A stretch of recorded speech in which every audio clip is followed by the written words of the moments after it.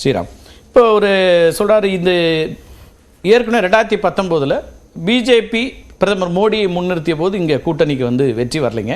ஆனால் 2021 திரு எடப்பாடி பழனிசாமியை முன்னிறுத்தினோம், இங்கே ஆட்சி அமைக்கலைனாலும் கூட வெற்றியாக நல்ல இடங்களை பெற முடிஞ்சிச்சு. இந்த முறையும் தமிழ்நாட்டை பொறுத்த வரைக்கும் திரு எடப்பாடி பழனிசாமிங்கிற முகம்தான் எதிர்கட்சிகளுக்கான முகமாக இருக்குங்கிறார் மணிகண்டன்.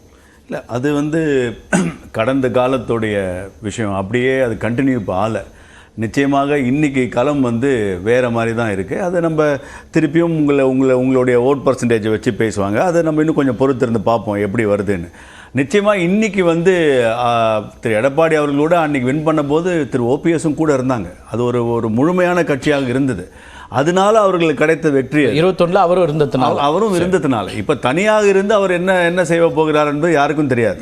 நீங்கள் சொன்னீங்க இந்த கட்சியெல்லாம் 19 ஓபிஎஸ் இருந்தார் உங்கள் கவனத்துக்கு. நிச்சயமாக இல்லை, ஆனால் அப்போ அவங்க அதை தான் சுட்டி காமிக்கிறாங்க. 2019 களம் வந்து திரு மோடி எதிர்ப்பு அவர்களை மக்கள் ஏற்றுக்கொண்டார்கள். அதனால திமுக வென்றதில் நான் மாற்றுக்கிறது இல்லை.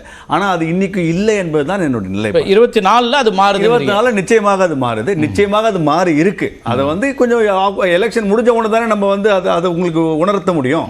அதற்காகவே இன்னும் அதை வைத்து அப்படியே எடுத்துக்கிறேன். இல்லை, திரு ஸ்ரீராம் நம்புறாரு களம் மாறி இருக்குன்னு உங்களை போன்ற வலதுசாரி நண்பர்கள் பலரும் நம்புறாங்கன்னா அந்த நம்பிக்கை இன்னும் பாட்டாளி மக்கள் கட்சிக்கு வரலையா, தேமுதிகக்கு வரலையா, அதிமுகவே கூட அப்படி ஒரு இடத்தை விட்டுட்டு போயிடுவாங்களா? அது அந்த கேள்வி ஒன்று வருது. இல்லை, அதிமுகவோட பிரச்சனை வேற. நீங்க ஆரம்பிக்கும் பொழுது நிறைய விவாதத்தில் இப்போ ரீசெண்டா எந்த என்டிஏ கூட்டணியிலிருந்து எந்த கட்சியுமே சொல்லலை அப்படின்னு சொன்னாங்க. இப்போ 2 கட்சி சொல்லியிருக்கு நாங்க இருக்க போறோம்னு. ஸோ அந்த மாதிரி இருக்கக்கூடிய கட்சிகள் யாரும் நாங்கள் என்டிஏ விட்டு வெளில போகணும்னு நாங்கள் சொல்லவும் இல்லை.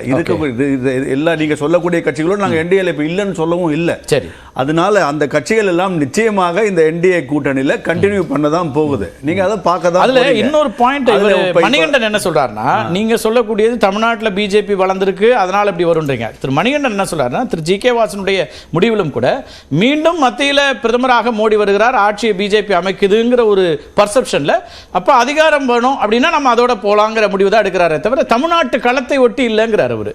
இப்போ மற்ற கூட்டணி கட்சிகளும் தமிழ்நாட்டில் பிஜேபி பெருசாக வளர்ந்துருச்சு அதனால் நாம் வெற்றி பெறக்கூடிய அணியில் போவோம் அப்படின்னு அவங்க போல மத்தியில் ஆட்சி பொறுப்பு மீண்டும் வருவாங்க, அப்போ பொறுப்பு கிடைக்கும் நமக்கு, அதுக்காக போறாரு அப்படிங்கிறார். இதுதான் நாங்கள் முதல்ல இருந்தே சொல்லிட்டு இருக்கோம். இது வந்து பார்லிமெண்டரி எலெக்ஷன். ஆமாம் சார், இதில் நிச்சயமாக களம் என்னன்னு பேசினால்தான் அந்த கூட்டணி கட்சிகள்லாம் இந்த கூட்டணி கட்சிகள் இங்கே தான் இருக்கும்னு சொன்னபோது யாரும் கேட்கலையே, இல்லைன்னு சொல்லலன்னு தானே சொன்னாங்க. ஒரு சின்ன வேறுபாடு சரி, பாரிவேந்தர் இருந்தாலும் சரி, இன்னைக்கு ஜி.கே. வாசன் ஐயா எல்லாருடைய முடிவும் என்னவா இருக்குன்னா மத்தியில மீண்டும் பிஜேபி ஆட்சி அமைக்கிறது அதிகாரத்தோடு நெருக்கமா இருக்க வேணும்ன்ற முடிவை அவங்க எடுக்கிறாங்கன்னு ஒரு பார்வையை மணிகண்டன் வைக்கிறாரு. இப்ப நீங்க சொல்றது என்னன்னா களத்துல இப்ப முன்னாடி மாறி இல்ல, தமிழ்நாடு களம் மாறிடுச்சுங்க. அந்த முரணை தான் நான் புரிஞ்சுக்கிறேன். அவர் என்ன சொல்றாரு, அப்படி தமிழ்நாடு களம் மாறிடல, நேஷனலா பிஜேபி ஆட்சிக்கு வரும், அப்போ நம்ம வேற வழியில அங்க இருப்போம், அதிகாரத்துக்கு பக்கத்துல இருக்கலாம் அப்படின்னு ஒரு முடிவு போறாங்க. அதிகாரம் பெறுவதற்காக இதுக்கு நான் 2019 சொல்றேன். நேஷனலா இந்தியாக்கே பிஜேபிக்கு தான் ஓட்டு போட்டுச்சு, தமிழ்நாடு அன்னைக்கு ஓட்டு போடலையே. இன்னைக்கு திருப்பி இன்னைக்கு அதே நேஷனல் எலெக்ஷனுக்கு தமிழ்நாட்டில் மக்கள் ஓட்டு போட்டாங்கன்னா மக்களும் அந்த மெயின் ஸ்ட்ரீம்ல வந்து ஜாயின் பண்றாங்கன்னு தானே அர்த்தம். அது அசெம்பிளில ரிஃப்ளெக்ட் பண்ணணும்னு தானே அர்த்தம். சோ அதுதான் மெயின் ஸ்ட்ரீம்ல தானே இருந்திருக்கு. அதுதான் புதுசா ஏதோ மெயின் ஸ்ட்ரீம்ல சேர் பண்றீங்க. தமிழ் சரி, நான் வந்து பாஜகவோட மெயின் ஸ்ட்ரீம்னு சொல்ல வந்தேன். நான் ஐ மீன் அது நீங்க தேங்க்ஸ் ஃபார் கரெக்டிங். நான் பாஜகவோட தமிழக மக்கள் இன்னைக்கு அந்த ஆதரவை தர ஆரம்பித்துக் கொண்டிருக்கிறாங்கன்னு தான் சொல்ல வரேன். அங்கதான் அதிமுகக்கான பிரச்சனை. ஸோ அவர்களுடைய களம் வந்து வீக்கன் ஒன்று நிலைப்பாட்டில் தான் அவங்க இன்னைக்கு வெளில போயிருக்காங்களே தவிர இதே தான் பாராளுமன்றத்தில் பாஜகவுக்கு என்ன ஒரு சப்போர்ட் வருதோ அது நிச்சயமாக அசெம்பிளிலையும் வரும் என்பது தீவிரமான எதிர்பார்ப்பு. அது நடக்கும். ரைட், பேசலாம். இது வந்து நீங்க அசெம்பிளிக்கும் சேர்த்து பேசுறீங்க, அதான் முனவர் பாஷா அவர்கள் தான் சொல்லணும். ஏன்னா அவர் வெறும் இந்த 100 நாள் தாங்க அப்படின்ட்டார். அவரு நீங்க சொன்னாருங்க, என்ன சொன்னாரு, 100 நாளைக்கு வந்து எங்களுக்கு வழிகாட்டுவாங்க. அப்ப நீங்க தான் ஆமா, அப்ப 100 நாளைக்கு அப்புறம் வேற அப்படிங்கிற கணக்கு நீங்க இருக்கீங்க. வரும்போது அப்ப பாப்போம் சார். இப்போ வந்து அரசியல்ல எதுவும் நடக்கலாம். ஆமா சார், நாளைக்கு யார் வேணாலும் வரலாம். ஆனா நீண்ட கால செயல் திட்டம் ஒரு கட்சி வைக்கத்தான் செய்யும். அதிமுக பொறுத்த வரைக்கும் சாரி டு இன்டரப்ட், பிஜேபி ஒன்றும் இங்க பார்லிமெண்ட் எலெக்ஷன் மட்டும் தான் இங்க ஒர்க் பண்ணணும்லாம் ஒண்ணும் இல்ல சார். நான் பிஜேபி தானே எல்லா கட்சிக்கும் அது பார்லிமெண்டரி கேட்வே நான் சொல்லல. எங்களுக்கு அசம்ப்ஷன் இருக்கும், எங்களுக்கு ஆஸ்பிரண்ட் இருக்கும். அசெம்பிளில எங்க கட்சி வரணும்னு எதிர்பார்ப்பு இருக்கும். அதுக்கேற்றபடி நாங்கள் அந்த நேரத்தில் முடிவு எடுப்போம். அதுதான் சார். இப்போ என்னன்னா அந்த இடத்த 2026 மையப்படுத்தி திரு எடப்பாடி பழனிசாமி ஒரு முடிவு எடுக்கிறாரு. அப்போ அந்த 2026க்கு நீங்கள் கூட இல்லாமல் நீண்ட கால செயல் திட்டம் அதுக்கான விஷயங்கள் இல்லாமல் நீங்கள் வேற ஒரு பக்கத்தை வலுப்படுத்துறீங்களே அப்படிங்கிறத நாம இப்போ பார்லிமெண்ட் எலெக்ஷன்ல கண்டிப்பாக மோடி தான் வருவாரு. Right sir. அப்படி ரெண்டாவது அப்படி பார்க்கல பாருங்க. நீங்க 24க்கு மோடி தான் வரப்போறாருன்னா அவங்க அங்கேயே இருந்திருப்பாங்க. இல்ல சார், 26 சேர்த்து வச்சு பார்க்க வேண்டியது. மணிகண்டனை பொறுத்த வரைக்கும் ஏதோ தலைவர் வாசன் வந்து பதவிக்காக தான் மத்தியில் மீண்டும் மோடி ஆட்சிக்கு வந்துருவார். பதவி இவ்வளவு நாள் மோடி கூட தானே இருக்காரு. பதவிக்காக விருப்பப்பட்டு வாங்கினார் அவரு. அதெல்லாம் இல்ல. ஆனா ஏடிஎம்கே தான் பதவி கொடுத்துச்சு. யாருங்க? ஏடிஎம்கே தான் பொறுப்பு கொடுத்துச்சு. அது ஏற்கனவே ஒத்துக்கிட்டு அதுல மணிகண்டன் சொல்றாரு அப்படி ஒன்றும் அக்ரிமெண்ட் எல்லாம் கிடையாது. அக்ரிமெண்ட் இல்லைன்னு எடப்பாடி சொல்லட்டும் சார், மணிகண்டன் சொல்லக்கூடாது. இல்லைன்னா எப்படி கொடுத்துருப்பாங்க நான் கேட்கறேன். அதாவது ஓரல் அக்ரிமெண்ட். அதாவது ஒரு நாங்கள் லாஸ்ட் மினிட்ல ஏடிஎம்கேட அலைன்ஸ் போறோம், எங்களுக்கு ஒரு எம்பி சீட் தராங்க. ஓரலா இது எங்களுக்கு 10,000 சொல்லும்போது ஒரு ராஜ்யசபா அது புரிதல் அடிப்படையில் பேசிக்கிட்டாங்க. அதை அவங்க புரிதல் அடிப்படையில் அக்ரிமெண்டா எதுவும் இல்லை அப்படிங்கிறது. அதனால எங்களை பொறுத்தவரை மத்தியில மீண்டும் மோடி வரணுன்ற நோக்கத்துல தான் இந்த கூட்டணியில வந்தோமே தவிர தலைவர் வாசன் பதவிக்கு ஆசைப்பட்டு போறவர் இல்ல. அது அவருக்கு நோக்கமும் இல்ல. சரி, பேசலாம். சூர்யா, இங்கே களம் மாறி இருக்குங்கிறாரு ஸ்ரீராம். இங்கே களம் மாறி இருக்கிறது 2019 மாதிரி இன்னைக்கு மோடி எதிர்ப்பெல்லாம் இங்கே இல்லைங்க, எல்லாம் மாறிடுச்சு. அதை பார்க்க போகிறீங்க. அதை ஒட்டி தான் திரு ஜி.கே. வாசனுடைய முடிவு மற்றவர்களுடைய முடிவும் கூட வருது அப்படின்றாங்க. இப்போ திரு ஜெயக்குமார் சொல்கிறாரு கூட்டணியில் இருக்கிற ஒரு கட்சிகளை ஒருங்கிணைச்சு வச்சுக்கிறதுக்காக தான் உடனே சீட்டு எண்ணிக்கையெல்லாம் கொடுக்க வேண்டிய தேவையில்லை திமுக இருக்குது அப்படின்றார். அப்போல்லாம் ஒன்றும் கிடையாது. அடிப்படையில் ஒரு தேர்தலை எதிர்கொள்ள 3 விஷயம் முக்கியம். ஒன்று ஒரு அணிக்கான இலக்கு, அடுத்து கொள்கைகள், எதற்காக அந்த இலக்கம் முன்வச்சோம் அப்படிங்கிற கொள்கைகள், அடுத்து பார்ட்னர்ஸ் அணி.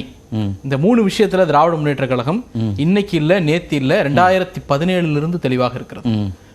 இந்த கூட்டணி இன்னைக்கு இருக்கக்கூடிய இந்த கூட்டணி இன்னைக்கு உருவாகல, நேற்று உருவாகல. 2017 இருந்து இந்த கூட்டணி உருவாகி போயிட்டு இருக்கு. ஆளுங்கட்சியாக இருந்த பிறகும் வந்த பிறகும் இந்த கூட்டணி இருந்திருக்கிறது, எதிர்கட்சியாக இருந்த போதும் இந்த கூட்டணி இருந்திருக்கிறது. அதனால 2 ஃபேஸையும் இந்த கூட்டணி பார்த்திருக்கிறது. இவங்க ஐஜேகேவை தவிர அவங்க லாஸ்ட் மினிட்ல வந்தாங்க, இடையிலேயே போய்விட்டாங்க. அவங்கள தாண்டி மற்றபடி இந்த கூட்டணியில எந்த விரிசலும் ஏற்படல. வரலாற்று ரீதியாகவே ஆளுங்கட்சியாக வந்த பிறகு தமிழ்நாடு பாலிடிக்ஸ்ல அந்த ஆளுங்கட்சி கூட்டணி அப்படிங்கிறது விலகும். பாலிசி அடிப்படையில, சில அரசினுடைய கொள்கைகள் அடிப்படையில, நடைமுறைகள் அடிப்படையில, இல்ல ஆளுங்கட்சியாக வந்த பிறகு அவங்க ஷீட் ஷேரிங்ல இருக்கக்கூடிய பிரச்சனைகள் அடிப்படையில கூட்டணிங்கிறது உடையும். அது லாஸ்ட் மினிட்ல கிடையாது, முன்னாடியே கூட உடைஞ்சிடும். அரசு வந்த உடனே கூட உடைஞ்சிடும். இதுதான் இதுவரைக்கும் வரலாற்றுல பார்த்திருக்கோம். ஆனால் முதல் முறையாக அநேகமாக இதுதான் இதுவரைக்கும் ஆட்சிக்கு வந்த பிறகும் ஒரு கூட்டணி, அமைக்கப்பட்ட கூட்டணி இன்டாக்டா எந்த விதமான பிளவுகளும் இல்லாம போயிட்டு இருக்காங்க. இங்க பதட்டம் பத்தி தலைப்பு வச்சிருந்தீங்க. யாருக்கு பதட்டம் அப்படின்னு? திராவிட முன்னேற்ற கழகத்திற்கு நிச்சயமாக பதட்டம் இல்ல. ஏன் அப்படின்னா இந்த தேர்தல் வேலையை நாங்க இன்னைக்கு வச்சிருக்கோம். நீங்க ரெண்டுல எதை வேணா கிளைம் பண்ணலாம். ரெண்டாவது தான் போறேன். எங்களுக்கு துளி கூட பதட்டம் கிடையாது. நாங்க வந்து மார்ச் 1ஆம் தேதி எங்களுடைய தலைவர் பிறந்த நாள், போன ஆண்டுலேயே நாங்கள் யாரை எதிர்க்கிறோம், மோடியை வீட்டுக்கு அனுப்பணுங்கிறது தான் இலக்கு அப்படிங்கிறத சொல்லிவிட்டு அதற்கான காரணங்களை அடிக்கணும். சமூக நீதி, மதச்சார்பின்மை, வளர்ச்சி அப்படின்னுட்டு ஒரு மாநில உரிமைகள், இந்த காரணங்கள் எல்லாம் பட்டியலிட்டு இதற்காக நாங்கள் அணி சேர்க்கிறோம்னு சொன்னோம்.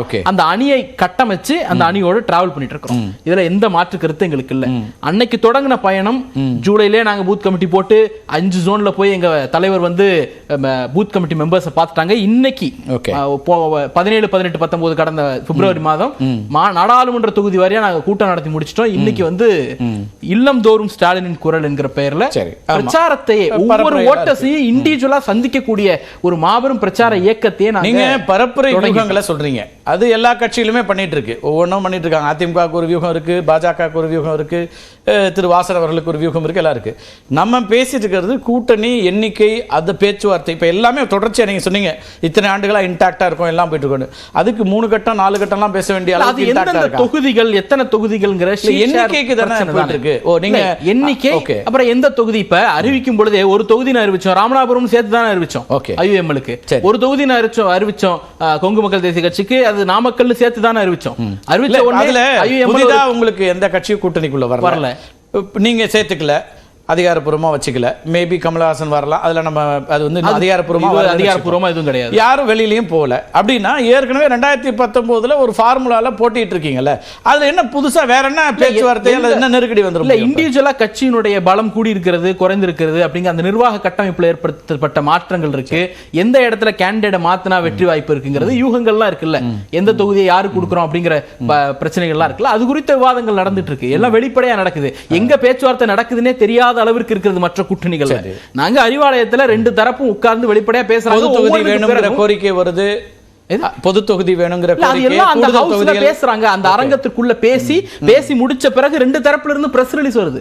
2 தரப்புல இருந்து செய்தியாளர்கள் என்ன பேசணும், அடுத்து என்ன உட்கார போறோம் அப்படி 3ஆம் தேதிக்கு பிறகு கம்யூனிஸ்டுகளோட கூட்டணி இறுதி செய்யப்படும் சொல்லப்பட்டிருக்கிறோம். நாங்கள் வந்து வெளிப்படையாக இந்த கூட்டணி பேச்சுவார்த்தைகளை நடத்திட்டு இருக்கிறோம். இன்னொன்னு, இங்க யாருக்கு பதட்டம் அப்படின்னா 2021 இந்த நாளை ஏன் தள்ளி வைக்கிறோம்? 3ஆம் தேதி இப்ப மத்த 2 பேரோட முடிச்சிட்டீங்க. 3ஆம் தேதிக்கு பிறகு கம்யூனிஸ்டுகள், அதுக்கு பிறகு அது இல்ல.